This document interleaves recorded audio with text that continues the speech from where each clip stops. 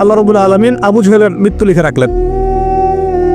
যে ইউসুফকে কুয়ায় ফেলে দিল তার ভাইরা, সেই ইউসুফকে আল্লাহ পাক সেখান থেকে মুহাম্মদ সাল্লাল্লাহু আলাইহি ওয়াসাল্লামকে মক্কা থেকে তাড়িয়ে দিচ্ছে মানুষ।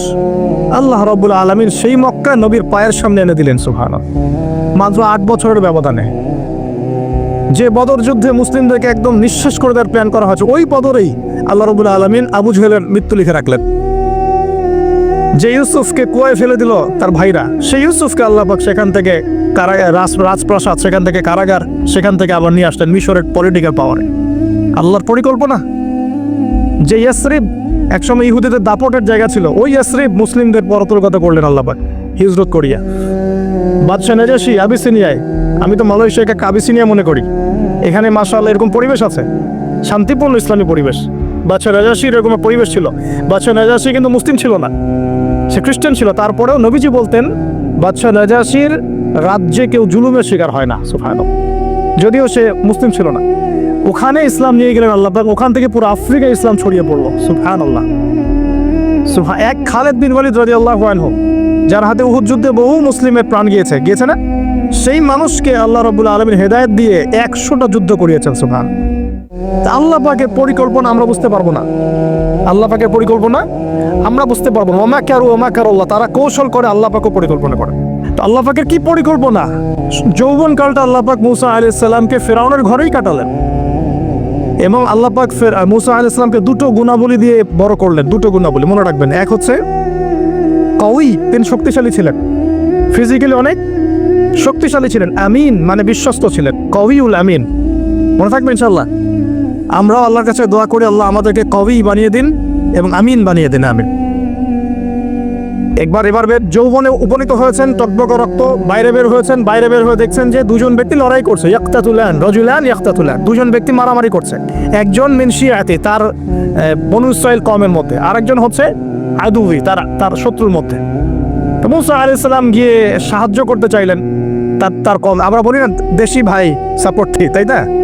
আচ্ছা, তো মুসা আলাইহিস সালাম গিয়ে সাপোর্ট দিতে গিয়ে শুনেন, ফাওয়াকাযাহু মুসা ফাকাদা আলাইহি, মুসা আলাইহিস সালাম মাত্র একটা ঘুষি দিয়েছেন, এক ঘুষিতেই ওই ব্যক্তি ডেড, স্পট ডেড।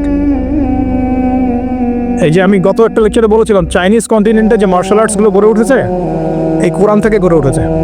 তার আগে ওদের সভ্যতা ছিল, সংস্কৃতি ছিল, ঠিক আছে। এক ঘুষিতে মানুষ মারা যায়, এটা কোরআন বলেছে। এক ঘুষিতে মানুষ মারা যায়, এটা কোরআন বলেছে। ওরা এখন রিসার্চ করে বের করে যে 6টা-7টা স্পট আছে মানুষের দেহে, এক ঘুষিতে মানুষ মারা যেতে পারে। কোরআনকে আমরা মূল্যায়ন করি না, কিন্তু কোরআনকে সারা দুনিয়ার অমুসলিমরা মূল্যায়ন করে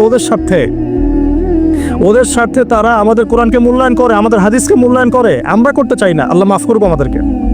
আমরা কোরআন পড়তে চাই না, গবেষণা করতে চাই না, অর্থ বুঝতে চাই না, একটু আরবি ভাষা শিখতে চাই না, কোরআনের বালাগাত ডেইলি একটু তেলাওয়াত করবো এক পারা, সেটা করতে চাই না। আল্লাহ পাক আমাদেরকে মাফ করুক এবং কোরআন বলা বানিয়ে দিন, আমিন। কথাগুলো বলার উদ্দেশ্য আপনাদেরকে আঘাত করা নয়, আমি জাস্ট আপনাদের কলবে একটু ধাক্কা দেওয়ার চেষ্টা করছি, যাতে করে আপনারা সবাই কোরআন তেলাওয়াত করেন ডেইলি এক পারা করে, আল্লাহ কবুল করে নেবেন। এবার আসুন দেখুন, এবার কি হলো, এটা ইন্টেনশনালি ছিল না, আনইনটেনশনালি মুসা আলাইহিস সালাম এখন কিন্তু মানে হত্যার অপরাধী হয়ে গেছেন, তাই না? ফিরআউন তাকে ধরার জন্য বের হয়েছে দলবল নিয়ে, ওকে ধরতে হবে, এবার অ্যারেস্ট করতে হবে। তো একজন এসে পরামর্শ দিল যে তুমি এখান থেকে চলে যাও, তুমি এই মিশর থেকে চলে যাও, বের হয়ে যাও, না হলে ফিরআউনের বাহিনী তোমাকে পেলে ধরে ফেলবে। এবার মুসা আলাইহিস সালাম চলে গেলেন কোথায়? মাদিয়ান। কোথায় বলেন? অনেক দূরে মাদিয়ানে গিয়ে তার না আছে কোনো শেল্টার, না গার্ডিয়ান, না কোনো খাবার, না পানি, কিছুই নাই। ঠিক নবী সাল্লাল্লাহু আলাইহি ওয়াসাল্লামের সাহাবীরা হিজরত করেছেন আবিসিনিয়ায়, নবীজি হিজরত করেছেন একবার তায়েফে, ওখানে মার খেয়ে চলে আসতে হয়েছে না, মনে আছে? তায়েফের 3টা গোত্র ছিল, আব্দে ইয়ালাইল, আব্দে মাসউদ, হাবিব বিন আমর, এই 3 গোত্রের নেতা ছিল। এরা নবী সাল্লাল্লাহু আলাইহি ওয়াসাল্লামকে ছোট ছোট বাচ্চাদেরকে দিয়ে পিটিয়েছিল, নাউযুবিল্লাহ। তারপরে নবীজি বদদোয়া করেন নাই, ওখান থেকে চলে আসছেন মক্কায়। আমি বুঝিয়ে বলছি শর্ট করে। তো এভাবে মুসা আলাইহিস সালামকেও হিজরত করতে হয়েছে। দেখেন, আবার নবীজিকে হিজরত করতে হচ্ছে মদিনায়। তার মানে হিজরা বিষয়টা ইসলামের সাথে সম্পৃক্ত। পরিবেশ পরিস্থিতি অনুকূলে না থাকলে, যেখানে ভালো পরিবেশ সেখানে গিয়ে মানুষ থাকতে হবে। আলহামদুলিল্লাহ, এখানে ভালো পরিবেশ আছে, আপনারা ভালো পরিবেশ পেয়েছেন। যারা চ্যালেঞ্জ গ্রহণ করে সমাজের জাহিলিয়াতগুলোকে সরানোর চেষ্টা করবে, সংস্কারের চেষ্টা করবে, তারা আল্লাহর কাছে অনেক বেশি পছন্দের। তার মানে প্রথম ফাইট আমাদেরকে করতে হবে। করতে করতে গিয়ে এক পর্যায়ে যদি দেখি যে না আর পারছি না, তখন কি হিজরা। এটা মাথায় রাখতে হয়। এখন নবী সাল্লাল্লাহু আলাইহি ওয়াসাল্লামকেও করতে হচ্ছে। মুসা আলাইহিস সালাম চলে গেলেন মিশর থেকে কোথায় বলেন, মাদিয়ানে। তখন আরেকজন নবী ছিলেন, তার নাম কি? শুআয়ব। মাশাআল্লাহ, শুআয়ব আলাইহিস সালাম। শুআয়ব আলাইহিস সালাম সম্পর্কে আল্লাহ পাক বলেছেন তিনি অত্যন্ত চমৎকার বাগ্মী ছিলেন। মানে তিনি নবীদের মধ্যে অনেক সুন্দর করে কথা বলতে পারতেন। সুবহানাল্লাহ, সুবহানাল্লাহ। তো শুআয়ব আলাইহিস সালামের কওমের নাম কওমে মাদিয়ান। বলে রাখি, এই কওমে মাদিয়ানকে আল্লাহ রাব্বুল আলামিন ধ্বংস করেছেন সর্বপ্রথম ভূমিকম্প দিয়ে। কি দিয়ে? পৃথিবীতে সর্বপ্রথম যে জাতিকে ভূমিকম্প দিয়ে ধ্বংস করা হয়েছে তার নাম কওমে মাদিয়ান। কেন ধ্বংস করা হয়েছে? মাপে কম দিত। কি করতো? যেটা এখনকার ওয়ার্ল্ডের ইকোনমিক সুন্নাহ, নাউজুবিল্লাহ। মানুষকে ঠকানো এখনকার ওয়ার্ল্ডের ইকোনমিক সুন্নাহ। এবং এই মানুষকে ঠকানোর জন্য ইকোনমিক সেকশনে রিবা চালু করা হয়েছে। রিবা, সব জায়গায় রিবা, এভরি সিঙ্গল সেক্টর, যেটা under the foundation of World Bank আর IMF। রিবা আছে কি নাই? আর আমরা তো রিবাটাকে এখন মনেও করি না যে মায় সব করছে। এটাই তো হাদিসের কথা। রিবার 70 শাখা আছে পাপের, 73 শাখা আছে পাপের, সর্বনিম্ন শাখা মায়ের সাথে করানো। বুঝবেন? তো এটা ইকোনমিক সুন্নাহ হয়ে গেছে না এখন, মানুষকে ঠকানো, মাপে কম দেওয়া, রিবা।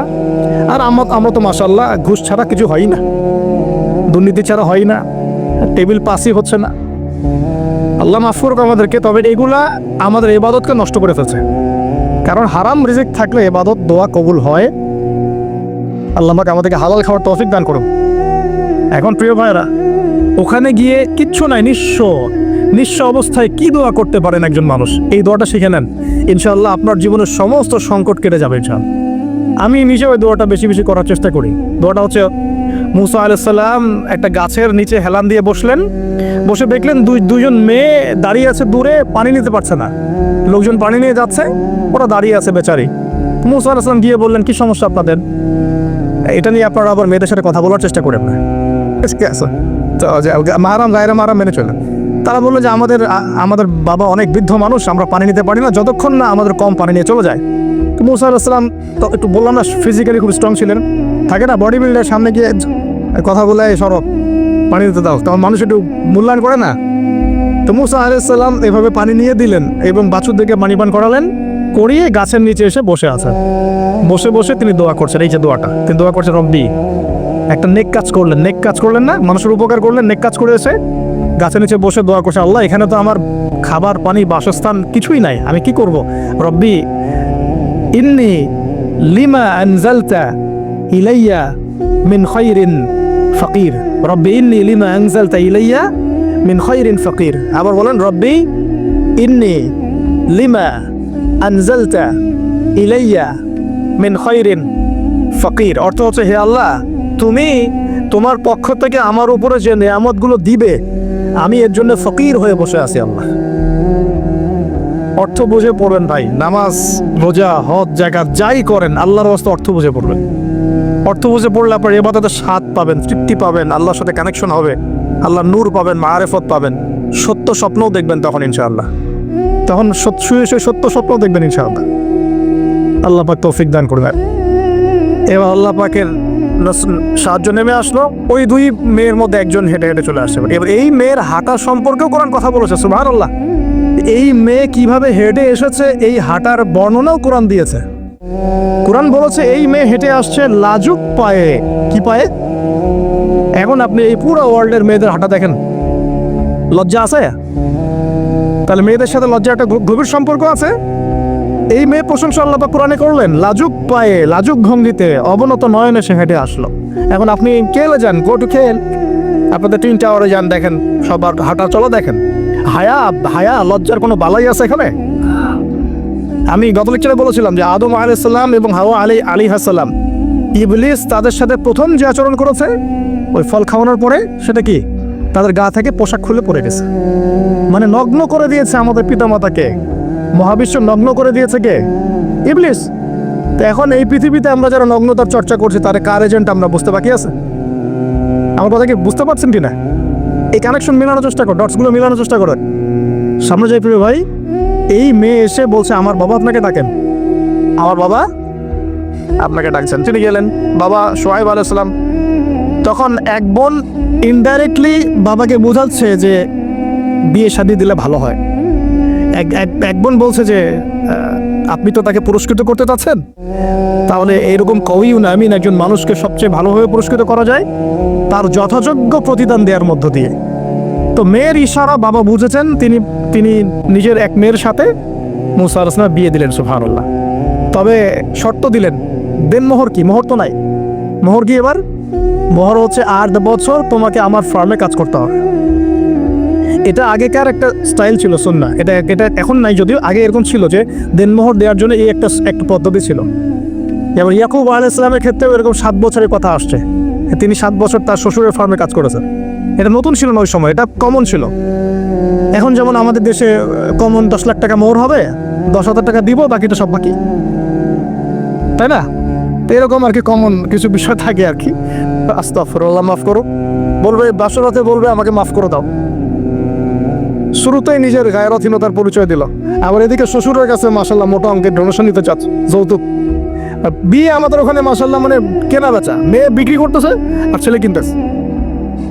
এবার 8 বছর পূর্ণ করা হলো, তিনি আরো 2 বছর 10 বছর পূর্ণ করলেন। এই 10 বছরে মুসা আলাইহিস সালাম নববী পরিবেশ পেলেন, অভিভাবক পেলেন, স্ত্রী পেলেন, প্রেমময়ী সন্তান ইত্যাদি সবকিছু। এবার আল্লাহ রাব্বুল আলামিন তাকে মিশরের দিকে যাওয়ার যে সময়টা এখন হয়ে গেছে, 10 বছর হয়ে গেছে, মিশরের দিকে যেতে হবে। যাওয়ার পথে স্ত্রীর প্রসব বেদনা উঠেছে। তখন মুসা আলাইহিস সালাম আগুন খুঁজছেন। আগুন কি খুঁজছেন ভাই? আগুন খুঁজতে তুর পাহাড়ের ওখানে গিয়ে দেখছেন যে আগুন গাছে জ্বলছে, সবুজ পাতার উপরে আগুন। তিনি অবাক। এই সময় আওয়াজ আসলো, বিসমিল্লাহির রহমানির রহিম, ইন্নী আনা রব্বুক ফাখলা'না আলাইক ইন্নাকা বিল ওয়াদিল মুকদ্দাস তুয়া। মুসা, ইন্নানি আনা আল্লাহ লা ইলাহা ইল্লা আনা ফা'বুদনি ওয়া আকিমিস সালাতা লিযিকরি। মানে এখানে অনেকগুলো কথা আছে, সূরা তাহার মধ্যে আছে।